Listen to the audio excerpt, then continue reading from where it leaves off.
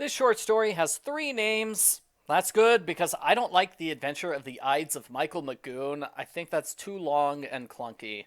The other titles are Filled in for Murder and The Income Tax Robbery.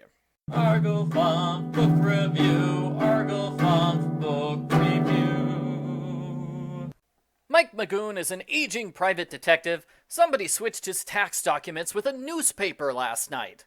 The tax deadline is tomorrow, so he's got to get them back right away. Mike's pretty sure when the switch happened. He left his office alone for 5 minutes when he put out a fire next door. He means that literally. Mrs. Carson's trash can was on fire.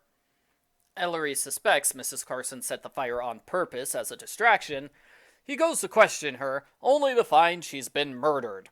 The suspects are the other 2 people who worked in the office. Ellery realizes the documents were stolen for blackmail purposes. Mike confesses his main client is the fabulously wealthy Mrs. Clementa Van Swicken Van Dome. That's quite a name. Her daughter likes to steal things. Mike is paid to follow the daughter around on shopping trips and hush up any incidents that arise. Mrs. Clementa gets a blackmail letter from the culprit. Ellery tries staking out the drop-off location, but it doesn't work. The culprit never appears. Both suspects were at the police station during the drop-off time, which is a pretty solid alibi. Ellery solves the mystery when he looks at Mike's briefcase for the first time. The newspaper that the culprit put inside the briefcase? It has the wrong date.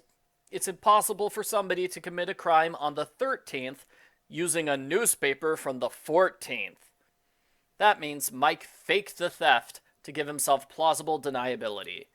His original plan was only to commit blackmail, but he was forced to kill Mrs. Carson when she figured out his scheme and confronted him. The end. Post-story follow-up. The story was first published in March 1947. It is based on a radio show from March 1942. That's because in the 1940s, tax day was in March. This is the March story in the Calendar of Crime book. 4 years after the book was published, tax day was changed to April, which is unfortunate timing for the publishers. They kept it as the March story in later printings, probably because it would have been too much work to swap the March and April stories. Part of the April story takes place in March, so that it might have worked to swap them, but a minor rewrite would be necessary. It's easier to just leave this as a March story. One of the suspects is an artist named Leonardo Vinci, which is a play off of the famous artist Leonardo da Vinci. It made me happy to see I'm not the only author who has used weak placeholder names for characters like that. There's a pretty funny double joke where Ellery complains the culprit's plan is dumb. Inspector Queen says, criminals are always dumb. They're only smart in detective stories. And Ellery comments, if this was a story, Mike would be the culprit because that would be the most interesting plot twist. And what do you know, that's the ending. Overall, I like the story. I would complain the solution's a bit unfair. Readers couldn't have figured out the trick that the newspaper's a fake, because we were never told the newspaper's date.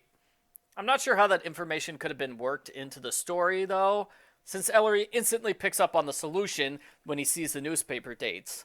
And I kind of like how he instantly solves the case once he finds the clue. It's not that he sees the clue and doesn't realize the importance until later. No, he's a smart guy who figures it out right away. I give Ellery Queen, The Adventure of the Ides of Michael Magoon, a thumbs up.